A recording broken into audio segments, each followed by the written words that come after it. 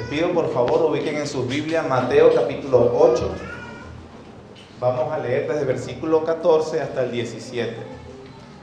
Dice la palabra de Dios: Vino Jesús a casa de Pedro y vio a la suegra de éste postrada en cama, con fiebre. Y tocó su mano y la fiebre la dejó, y ella se levantó y les servía.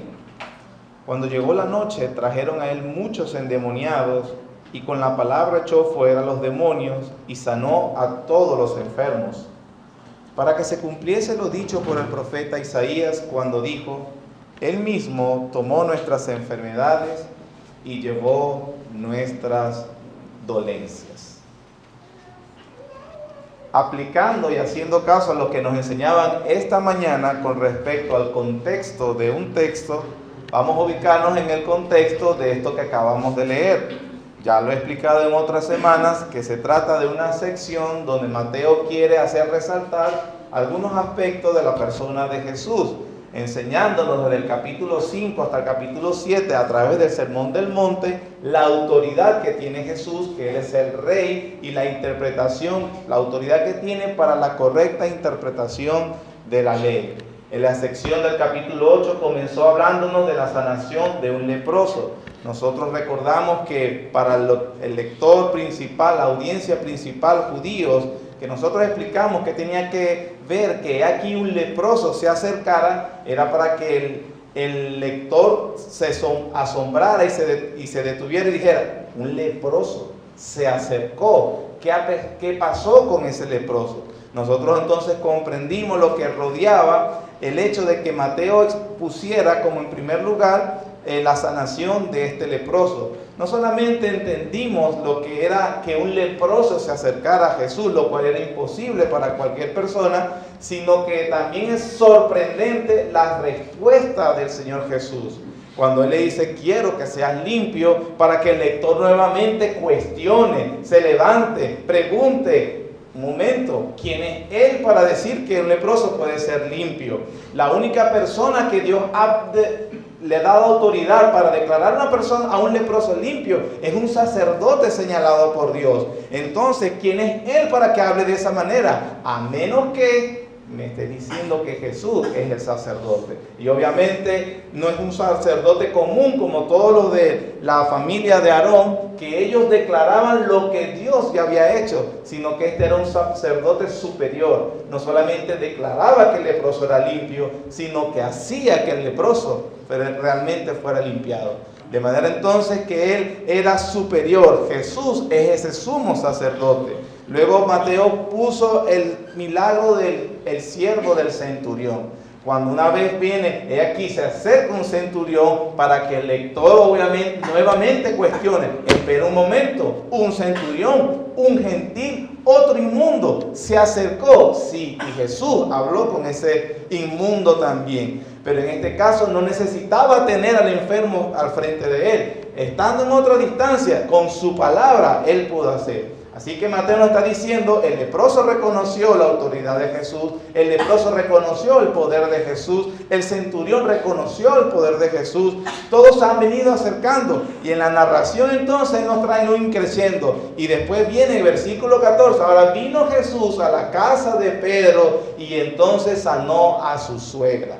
Sanó a una mujer, se acercó a otra mujer.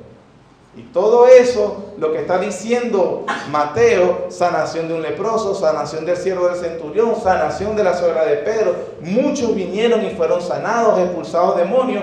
Mateo entonces ha acumulado argumentos para decirnos la conclusión del versículo 17, para que se cumpliera lo dicho por el profeta Isaías cuando dijo: Él mismo tomó nuestras enfermedades y llevó nuestras dolencias.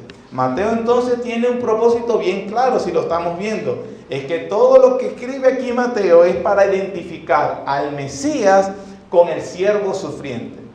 El lector sabe quién es el siervo sufriente de Isaías 53. El versículo 17 de Mateo es una cita de Isaías 53. Isaías 53 forma parte de una canción, un cántico del libro de Isaías, uno de los libros más estudiados por los judíos, que comienza desde el capítulo 42 y la persona principal en todo ese cántico, en todos esos capítulos, es el siervo sufriente. Al parecer, y lo voy a demostrar después, los judíos no podían relacionar al Mesías libertador que esperaban, que prometía las Escrituras, con el siervo sufriente. De hecho, para ellos era enigmático quién era ese siervo sufriente. Llegaban a decir incluso que Israel como nación era el siervo sufriente. Como el siervo sufriente estaba ahí padeciendo lo que se decía Isaías, entonces el Mesías lo libertaría. Sin embargo, Mateo está borrando esa mala interpretación y más bien con estas narraciones que acabamos de mencionar, él está diciendo, no, el Jesús que yo le estoy escribiendo, él es el Mesías Rey, pero él también es el siervo sufriente. Más adelante lo voy a aclarar. En nuestro texto que acabamos de leer se va a dividir en tres partes sencillas. Número 1, Jesús sana para que le sirvamos. Número 2, Jesús sana para cumplir las Escrituras. Y número 3, Jesús sana porque Él llevó nuestras enfermedades. Esos van a ser los tres encabezados que vamos a ver. Antes de abordar estos tres puntos que repetí, Jesús sana, voy a hacer dos aclaraciones. La primera, Jesús sana es uno de los lemas del pentecostalismo y el movimiento carismático. Ellos no solamente dicen Jesús sana, sino que ellos continúan y dicen Jesús no solo sana, Jesús salva, Jesús prospera y libera. Todo eso que acabo de mencionar bajo el encabezado, Jesús es el mismo ayer, hoy y por los siglos de los siglos. Y aquí, hermanos, lo que acabo de mencionar es el mayor problema con estos movimientos que intentan pasarse como bíblicos. ¿Y por qué el peligro? Porque sí, es verdad. Es una verdad maravillosa el hecho de que Jesús es el mismo ayer, hoy y por los siglos. Sin embargo, hablando del contexto, ¿en qué sentido la Biblia dice eso? Se lo aclaro. La Biblia dice que Él es el mismo, que Él es inmutable en su ser. Él es el mismo ayer, hoy y por los siglos. Jesús, quien es Dios, es inmutable en sus propósitos. El Jesús, que es Dios, es inmutable en sus atributos. Es decir, Él nunca cambia. Él es el mismo ayer, hoy y por los siglos. Lo que hace 1000 años era malo para Él, hoy sigue siendo malo. Lo que era santo sigue siendo santo. Es una verdad gloriosa de verdad decir que Jesús salva. Nosotros somos predicadores de eso. Pero lo que hacen estos movimientos es usurpar verdades bíblicas que caricaturizan el Evangelio. Y lo voy a demostrar. Con esta caricaturización del Evangelio, estos grupos venden falsas esperanzas en nombre de Dios. Venden falsas esperanzas en nombre del Evangelio a personas que con su desespero y afán visitan sus cultos en busca de una solución de sus problemas. Para estas personas, decir que Jesús es el mismo ayer, hoy y por los siglos, significa que debemos seguir esperando que Jesús siga sanando masivamente, tal cual como lo hizo en el ministerio terrenal, como nos lo dicen los evangelistas. Este tipo de cristianismo dice que lo único que impide que tú recibas tu milagro es la fe de la persona. De manera que el cristiano enfermo o pobre es una antítesis del verdadero cristianismo y supuestamente no es la voluntad de Dios. Según estas personas dicen que una persona sin fe o un cristiano con fe no tiene por qué estar enfermo, no tiene por qué estar sufriendo problemas. El énfasis se hace, y observe, en la fe del individuo, no en la soberanía de Dios. Por lo tanto, en última instancia, lo que determina que algo suceda o no es la fe de la persona, no la voluntad de Dios. El razonamiento es algo así, más o menos. Premisa 1. Jesús es el mismo ayer, hoy y por los siglos. Premisa 2. Jesús en su ministerio sanó a todos los que le traían. Conclusión, hoy en día Jesús sigue obrando de la misma manera. El razonamiento es lógico, por lo tanto, por ser lógico, es válido. Sus premisas son ciertas. La primera y la segunda premisa son verdad, pero la conclusión no es correcta. No es correcta y lo espero demostrar. No es extraño que con este tipo de razonamiento, estos movimientos cada vez vayan cayendo en doctrinas y prácticas cada vez más alejadas de la Biblia. Los errores doctrinales se siguen unos a otros y van aumentando como una bola de nieve, lo que han visto en películas. Va cayendo, comenzó con algo pequeño y resulta ser tan desastroso, tan alejado, que con toda responsabilidad quisiera decir esto. Muchos de estos movimientos están cayendo en una situación tan herética que ni siquiera puede considerarse cristianismo verdadero. Lo digo con sensibilidad porque tengo familia y seres queridos que practican estas aberraciones. Pero no es verdad. A estas personas, al centrarse las sanidades, los milagros, el poder en la fe de la persona y no en la voluntad de Dios, cada vez caen en aberraciones y énfasis. Por ejemplo, las declaraciones de fe.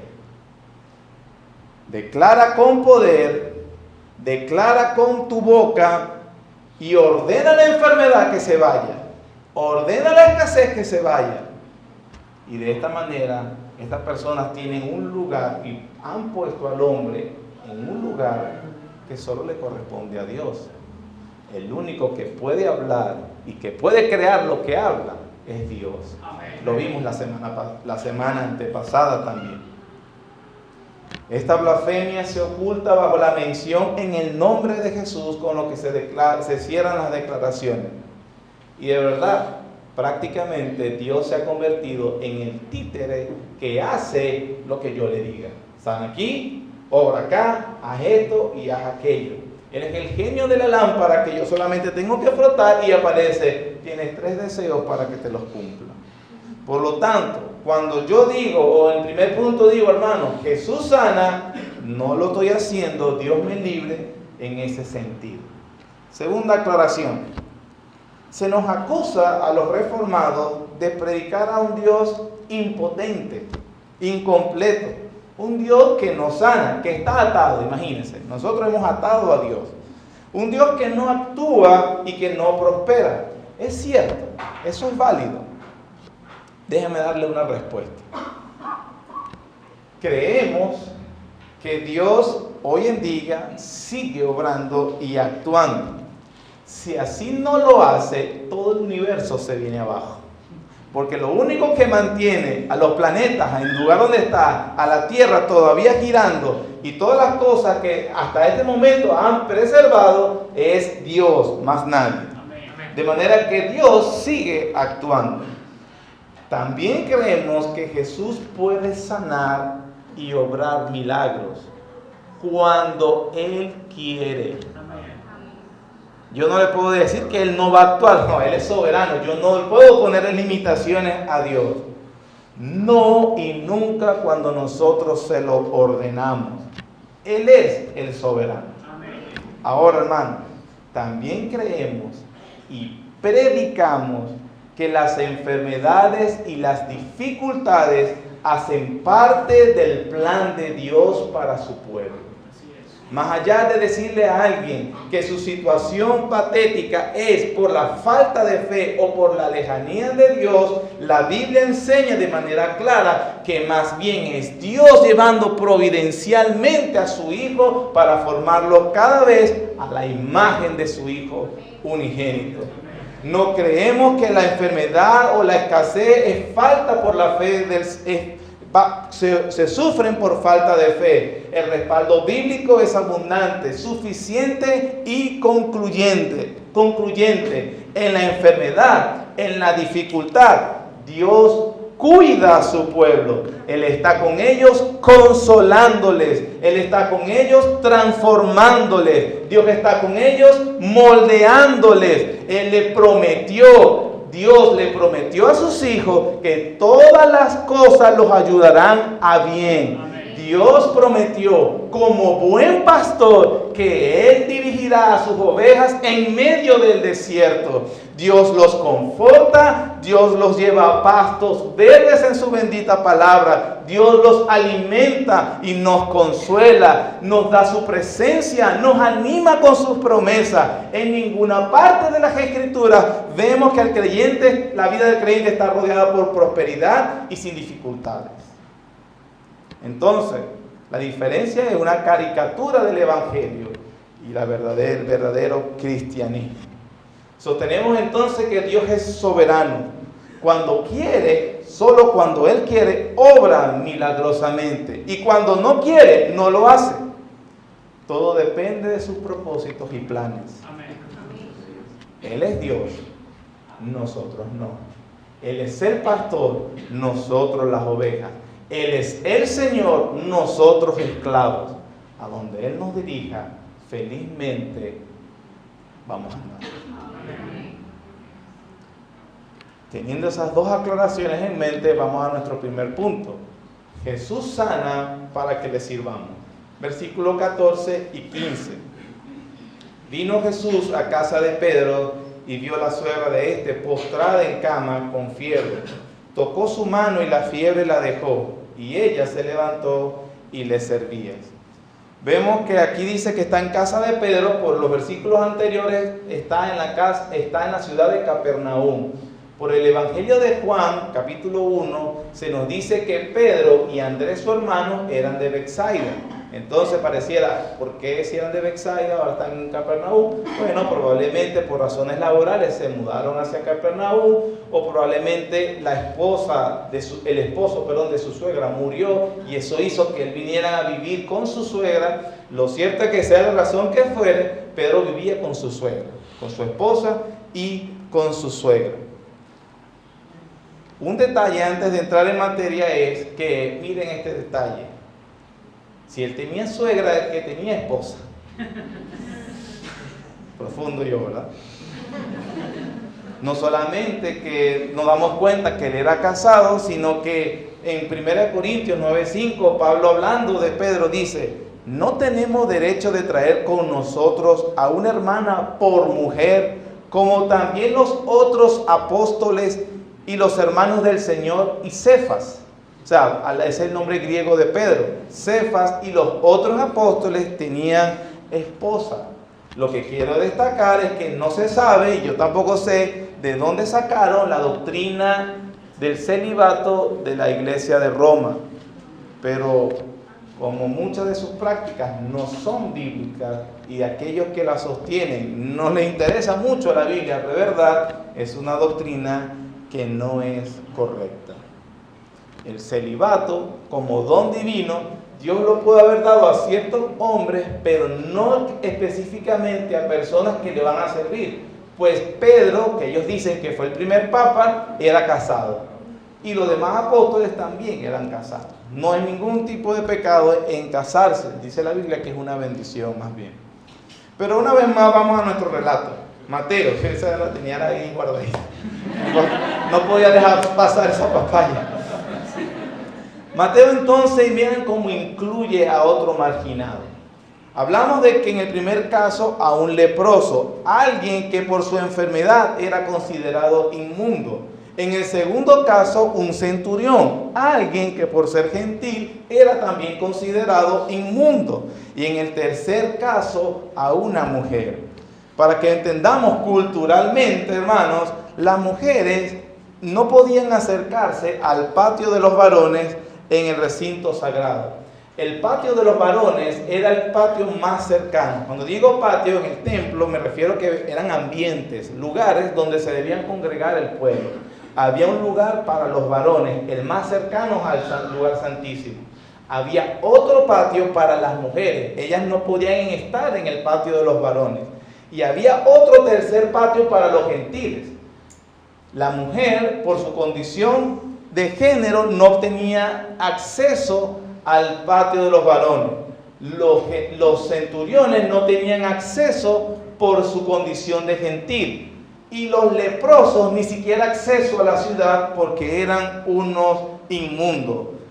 Obviamente, nuevamente vemos el propósito de Mateo. Mateo nos habla no solo de la autoridad del rey, sino de su compasión por los marginados y los excluidos. Esta identificación con ellos, hermanos, no es una cuestión romántica y superficial. Yo lo voy a aclarar más adelante. La suegra de Pedro estaba postrada en fiebre, probablemente era malaria. Jesús la ve, se compadeció de ella, se dolió con ella, se acercó a ella y la sanó. Sin embargo, el énfasis que quiero hacer es el que hace Mateo. Es la respuesta de ella, que es muy significativa. Jesús la sana y dice que al instante se paró y le servía. Ella no malgastó su tiempo, ella agradeció, simplemente tuvo la reacción de todo aquel que es objeto de la mirada misericordiosa de Jesús. Esa persona le sirve. Amén. Le sirve simplemente. Observa que no solo dispuso su vida a su Señor que la había sanado, sino que también la puso a disposición de todos aquellos que andaban con Jesús, porque a todos les servía. Lo que nos hace guiarnos a una pregunta: ¿eres tú como esa mujer, hermano? ¿Conoces esa disposición y compasión del Señor? ¿Conoces la mirada compasiva? ¿Usted sabe de qué yo le estoy hablando? Porque si es así, lo que se espera de ti y lo que se espera de mí es que le sirvamos. Lo que separaba al leproso de Dios no era su enfermedad, era su condición espiritual. Lo que separaba al centurión de Dios no era algo físico, sino su condición de pecado también. Lo que separaba a la suegra de Pedro también era el pecado. Y sin embargo, él se acercó. No es su raza, no es condición social, no es su género. Lo que nos impide acercarnos a Dios es una condición espiritual. La Biblia explica que el pecado entró al hombre y el hombre ha sido separado de Dios. Por lo tanto, el hecho de que Dios se acerque es razón suficiente para que nosotros le sirvamos.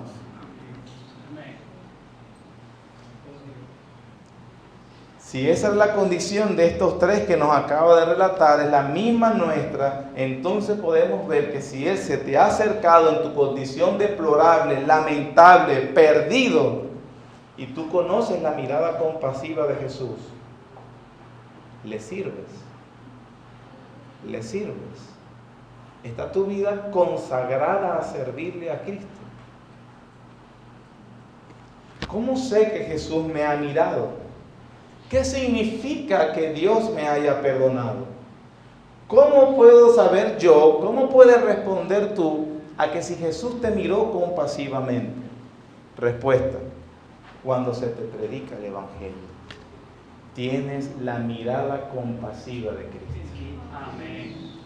Si puedes decir que tú escuchaste el Evangelio, has venido a Cristo con arrepentimiento y fe, gozas de una conciencia limpia por la obra consumada de Cristo, has experimentado la obra santificadora del Espíritu Santo, entonces puedes decir: sí, Jesús me ha mirado con compasión. Sí, Jesús ha mirado a este miserable, me sacó de mi postración, me limpió de mi inmundicia y me libró de las garras opresoras del pecado. Sí, Jesús me ha mirado con compasión.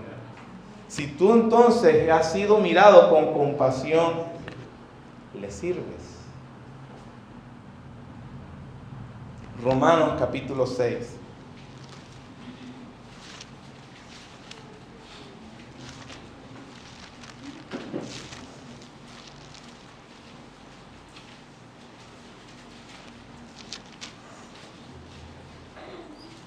Romanos capítulo 6, versículo 17. Pero gracias a Dios, que aunque erais esclavos del pecado, habéis obedecido de corazón aquella forma de doctrina a la cual fuisteis entregados. ¿Y qué? Versículo 18. Y libertados del pecado, vinisteis a ¿qué? ¿A ser qué, hermanos? Siervos de la justicia. La razón para la cual el Señor te haya mirado con compasión y te haya perdonado, limpiado y liberado, es entonces para que le sirvas. La suegra de Pedro no le sirvió para que él le sanara. El servicio surgió de agradecimiento por haber sido sanado. Todo aquel que ha sido liberado de la enfermedad mortal del pecado tiene una disposición en su corazón de servir a Jesucristo. Es una disposición. Dios mismo implanta ese deseo por el Espíritu Santo que obra en nosotros. No es algo que deba buscar, es una nueva naturaleza. ¿Tienes eso? Porque si tienes eso, es la evidencia de que Él te miró. Pero si no tienes eso, no se ve muy bien la cosa. Tú dirás, ok, ¿cómo le sirvo? ¿Cómo es eso de servir? Eso es una idea bonita, pero es como abstracto. ¿Cómo lo hago? Yo apenas soy una ama de casa. Si usted viera mi itinerario, no hay espacio en ese lugar. Pararme bien temprano para tener los alimentos, las cosas preparadas para mi esposo y para mis hijos, llevarlos a la escuela, comenzar a limpiar todo lo que se dejó en el desayuno, ponerse a preparar el almuerzo, tenerlo listo para el almuerzo. Se terminó el almuerzo, poner a limpiar todo lo que se dejó del almuerzo. Hay las tareas, hay esto, hay aquello, hay que atender, ahí vino alguien, hay que visitar, hay que ir a comprar. Tuve que hacer cola para conseguir una bolsita de verduras. ¿En qué momento sirvo a Cristo?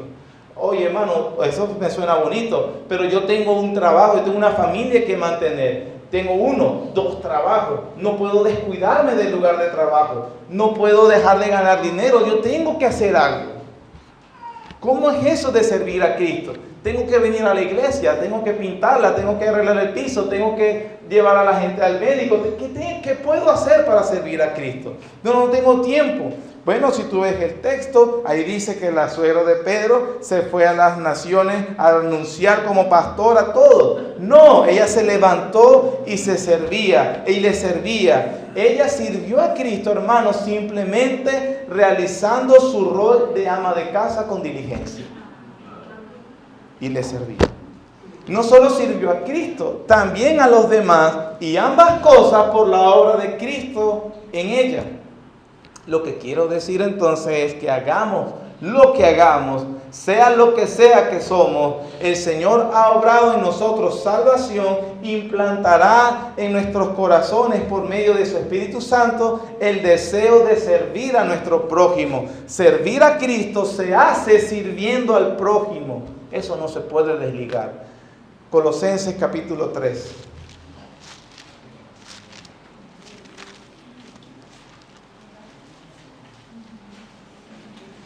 Colosenses capítulo 3.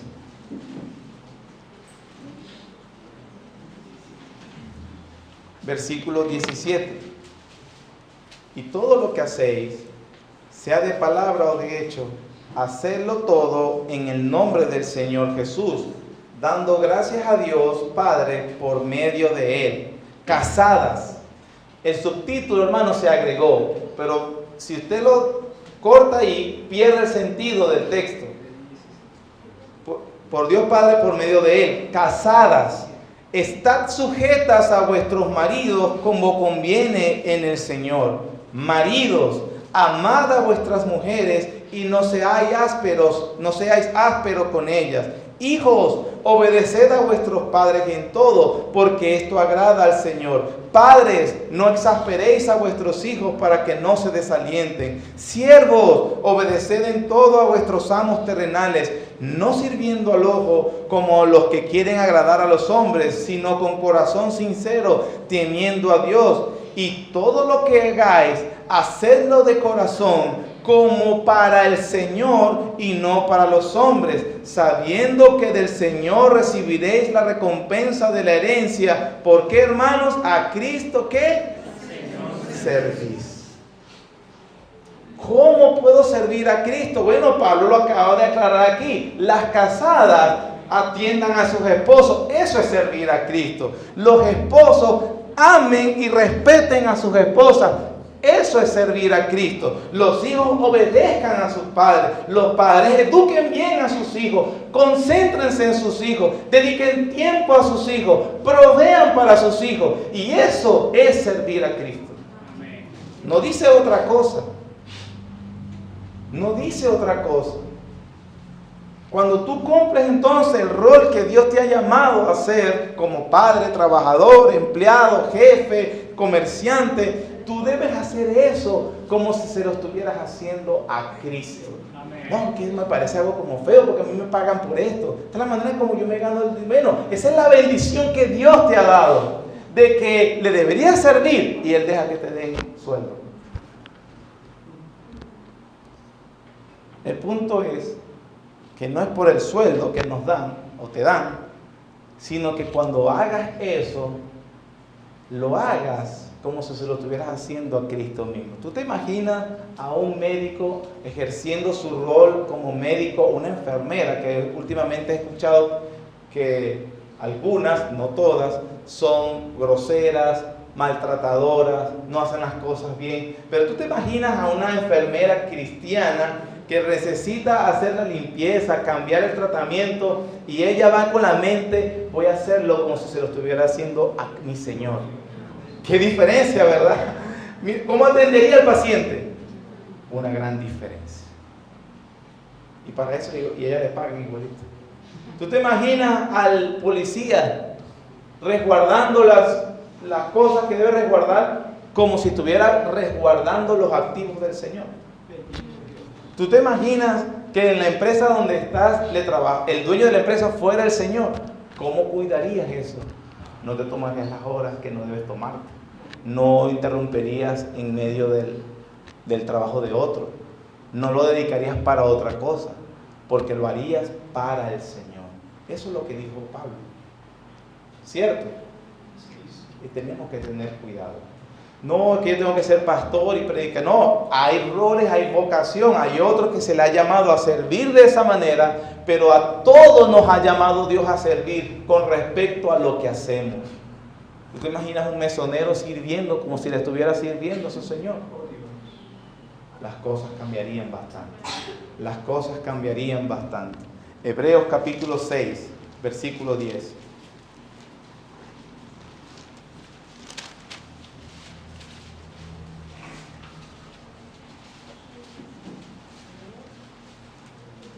Porque Dios no es injusto para olvidar vuestra obra y el trabajo de amor que habéis mostrado hacia su nombre, habiendo servido a los santos y sirviéndoles aún.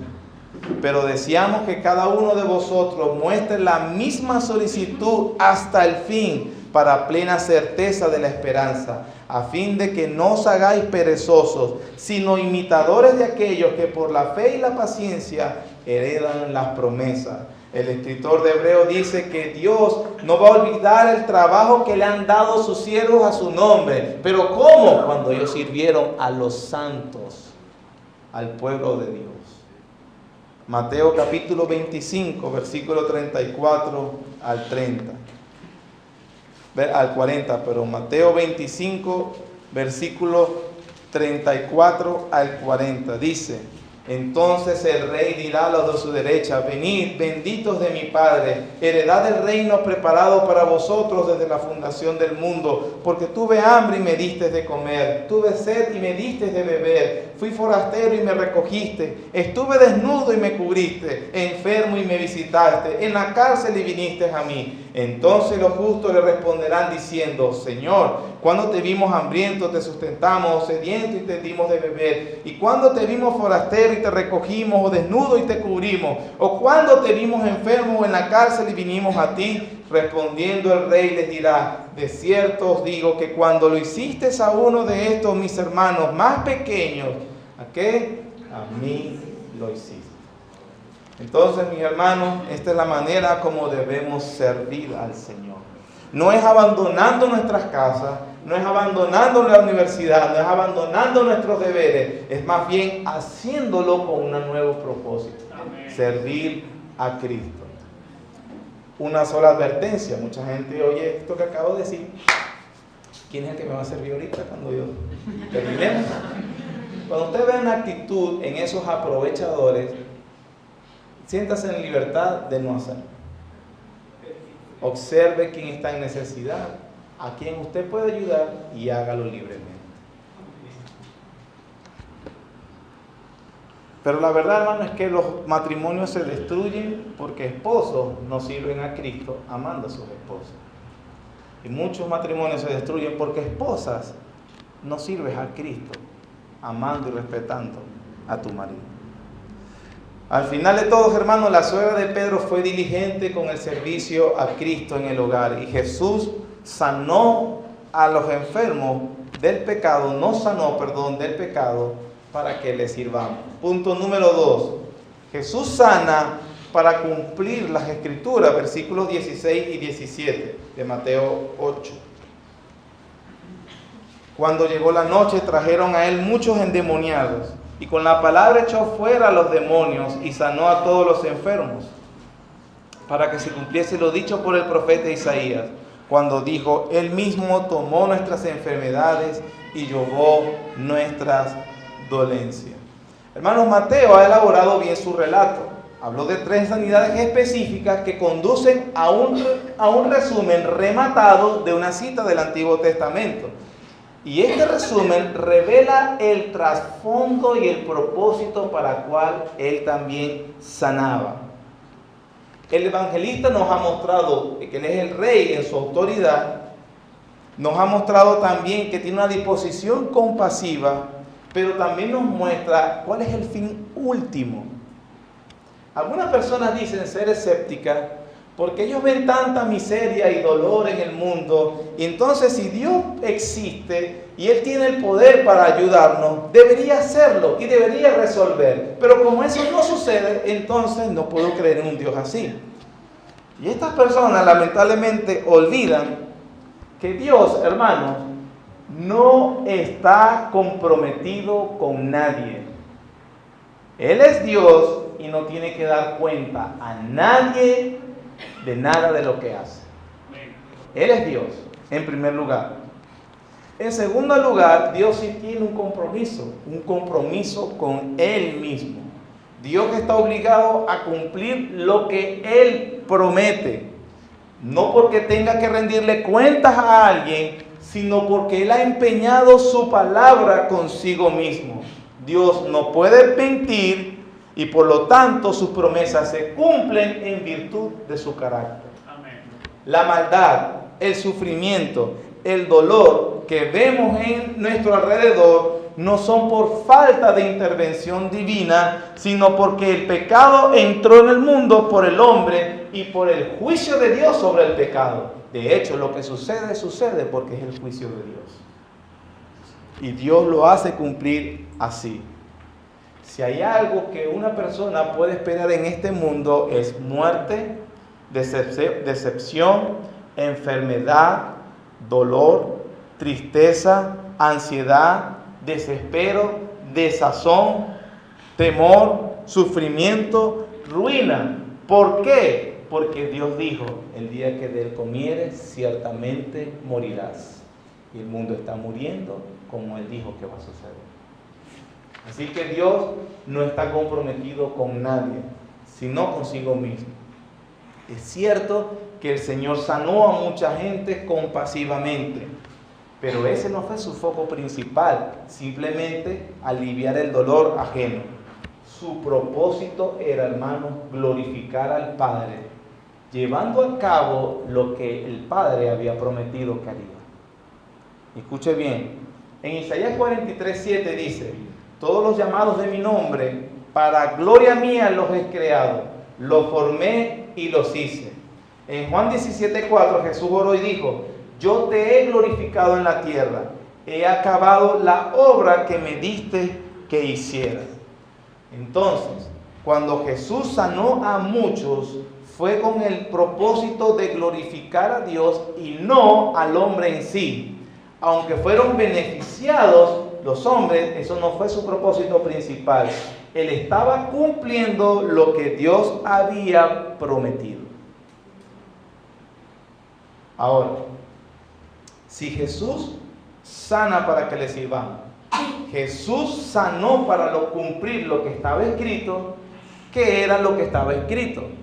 Punto número 3, Jesús sanó porque Él llevó nuestras enfermedades, como lo dice el versículo 17.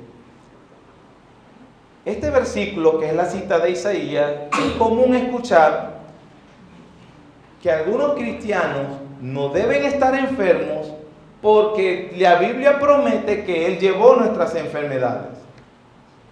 ¿Es eso así? Se debe interpretar de esa manera. 3 textos de las Escrituras. Gálatas capítulo 4, versículo 13.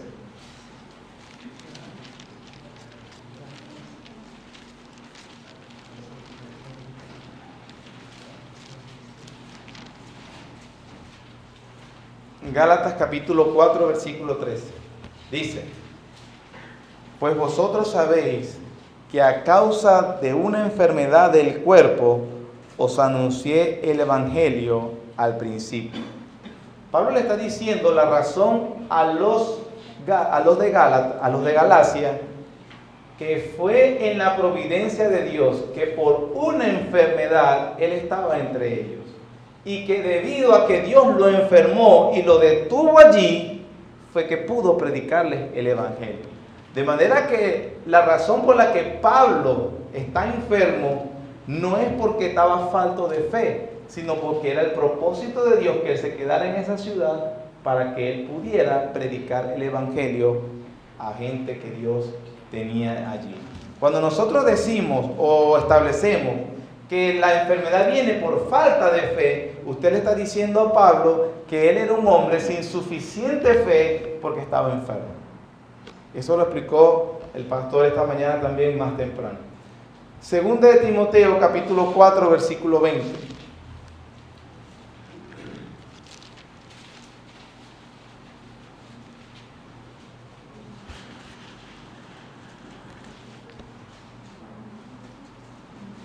Segunda carta a Timoteo capítulo 4 versículo 20. Erasto se quedó en Corinto y a Trófimo dejé que en Mileto. Observa que ni Pablo, siendo un apóstol, no podía simplemente declarar: Trófimo, sánate. No. Señor, sana a Trófimo de una vez por todas. No. Él tuvo que viajar. Y más bien las condiciones de Trófimo no le permitieron que continuara el viaje. Tuvo que dejarlo enfermo porque ni siquiera el apóstol Pablo tenía esa autoridad para sanar a quien él quisiera. Primera carta de Timoteo, capítulo 5.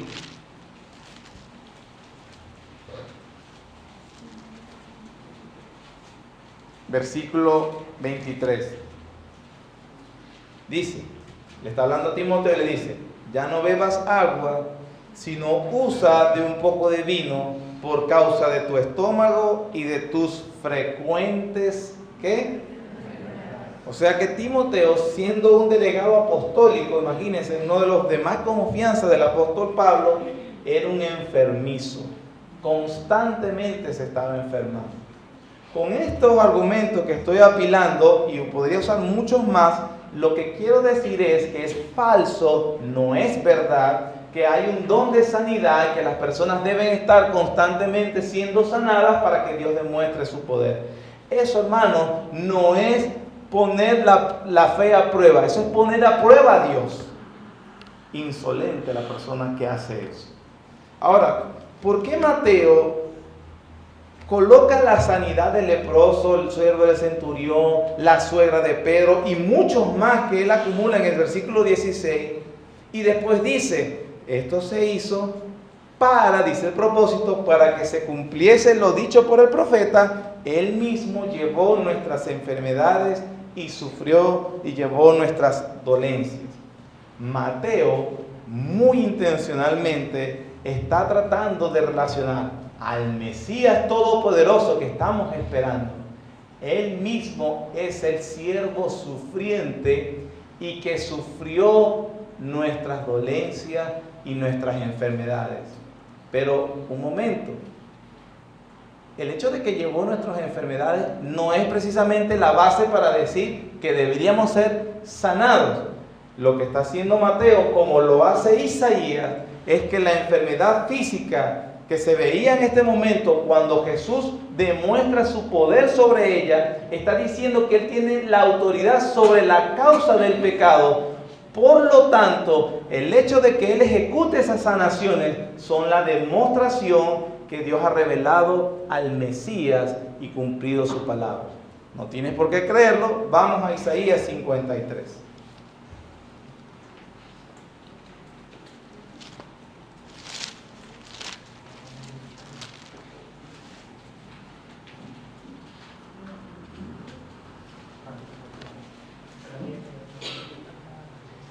Los judíos esperaban a un Mesías, Rey todopoderoso, que los libertaría, pero no podía sufrir. En Mateo 16, más adelante, el Señor les dice: ¿quién dice la gente que soy yo? Y Pedro le responde acertadamente: tú eres el Cristo, el Hijo del Dios viviente. Bienaventurado eres Pedro, Simón, no te lo reveló carne ni sangre. Usted continúa leyendo y dice: desde entonces comenzó a decirle a sus discípulos que le era necesario sufrir en Jerusalén, ser muerto y resucitar al tercer día. El mismo Pedro le dice: Señor, eso nunca te pase. ¿Qué les quiero decir, hermanos? Que ni los apóstoles, cuando vivieron con Jesús, entendían la relación del Mesías y el siervo sufriente. Ni ellos lo entendieron antes de la resurrección del Señor Jesucristo. Mateo está escribiendo después y entonces está aclarando esas relaciones que las personas no entendían. Isaías 53, versículo 4. Es la cita de Mateo. Dice: ciertamente llevó Él nuestras enfermedades y sufrió nuestros dolores, y nosotros le tuvimos por azotado, por herido de Dios y abatido. Versículo 5. Mas Él herido fue por nuestras rebeliones, molido por nuestros pecados. El castigo de nuestra paz fue sobre Él, y por su llaga fuimos nosotros curados. Todos nosotros nos descarriamos como ovejas, cada cual se apartó por su camino, mas Jehová cargó en Él el pecado de todos nosotros. De manera que cuando Isaías usa la imagen de la enfermedad y las dolencias que fueron sanadas por el siervo sufriente, él explica rápidamente en qué sentido estamos enfermos y en qué sentido estamos dolidos y en qué sentido Él sufrió. Sufrió para librarnos del pecado. Eso es lo que dice Él. Si aún esto no te convence, vamos a Isaías capítulo 1, que es el mismo autor.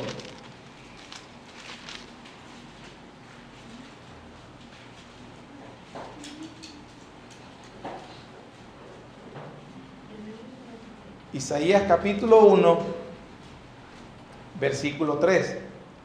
El buey conoce a su dueño y el asno al pesebre de su señor. Israel no entiende, mi pueblo no tiene conocimiento. Oh gente pecadora, pueblo cargado de maldad, generación de malignos, hijos depravados, dejaron a Jehová, provocaron a ira al Santo de Israel y se volvieron atrás. ¿Por qué querréis ser castigados aún? Todavía os rebelaréis. Recuerden que el 53:5 dice: mas Él herido fue por nuestras rebeliones. Versículo 5 de Isaías 1. ¿Por qué queréis ser castigados aún? Todavía os rebelaréis. Toda cabeza que está enferma y todo corazón doliente, desde la planta del pie hasta la cabeza, no hay en él cosa sana, sino herida, hinchazón y podrida llaga. No están curadas, ni vendadas, ni suavizadas con aceite. Isaías utiliza la imagen de una persona enferma. ¿Y a qué nos recuerda cuando hay hinchazón de cabeza hasta la coronilla, de la coronilla de la cabeza hasta la planta del pie? Podrida llaga, ¿qué es? Un leproso. ¿Un leproso símbolo de qué? De pecado, de inmundo. Y por eso Dios dice: son rebeldes, han provocado a ira, están enfermos. Lo que piensan, lo que hacen, lo que sienten, todo está lleno de pecado. Por eso entonces el siervo sufriente, Él llevó nuestras enfermedades. ¿A qué se refiere eso? A nuestros pecados. Entonces, cuando Mateo dice, Él llevó nuestras enfermedades, nos está diciendo, Él, Jesús, es el Mesías señalado por Dios. Las sanaciones no tenían simplemente el propósito de hacer sanaciones, tenían el propósito de identificar a Cristo. Dios ha cumplido su palabra y Él llevó nuestras enfermedades. Él ha perdonado nuestros pecados. Lo que quiere es que vengamos a Él en arrepentimiento y fe. Por lo tanto, si Él usó, Mateo, las Escrituras para demostrar quién es Jesús, registra las sanaciones de Jesús, ya cumplieron su cumplimiento, entonces Mateo no nos está diciendo que esperemos que nos sane masivamente, para demostrar que ya está demostrado. Lo que entonces hace es llamarnos al arrepentimiento. Ven en arrepentimiento a Jesús, porque Él es el señalado por Dios, Él es el sumo sacerdote, Él es el Señor de la tierra, Él es el soberano Rey que te va a juzgar, y tú debes venir y servirle. Si no, será juzgado. Todo eso entonces, las sanaciones formaban parte, indicando de la obra redentora de Jesucristo, para sanarnos de la enfermedad incurable del pecado. Así que cualquier persona, este texto que acabamos de predicar hoy, no está para que pongamos la mano y digamos, declara con fe sanación, porque eso no es la razón por la cual lo escribió Mateo. Lo escribió para decir que Dios ha cumplido su palabra y Él ya vino para perdonar nuestros pecados, que fue molido y herido por nuestras rebeliones. Y en este momento, entonces, te llamamos a que vengas a Cristo. Arrepiéntete. Pon toda tu confianza en Él. Ríndele tu vida completamente a Él. Otra respuesta es inadmisible. No puedes quedarte indiferente. Si te quedas indiferente, si dices que espera, estás diciendo y escupiendo básicamente a Cristo y no reconociendo su señorío. Tú debes venir en arrepentimiento y pedir perdón a Dios y servirle de todo corazón. Si oyeres hoy su voz, no endurezcas vuestros corazones. Padre, gracias te damos por tu misericordia. Gracias, Señor, por tu palabra revelada a nosotros. Gracias, Señor, por el privilegio que me das. Señor, ayúdanos, Señor, ayúdanos a ver en Cristo Jesús el Mesías Redentor, el Señor, el Soberano, y que nuestras vidas estén completamente rendidas a Él. Que nosotros, Señor, no esperemos ni un segundo más para venir en arrepentimiento, humillados, humildes y reconociendo su señorío sobre nuestras vidas. Señor, perdona nuestros pecados, límpianos. Gracias porque fuiste herido, molido por nuestros pecados. Nosotros nos descarriamos y Dios misericordiosamente cargó en Él el pecado de todos nosotros. Oh Señor, por favor, perdónanos y ayúdanos para servirte de todo corazón. En el nombre de Jesús. Amén.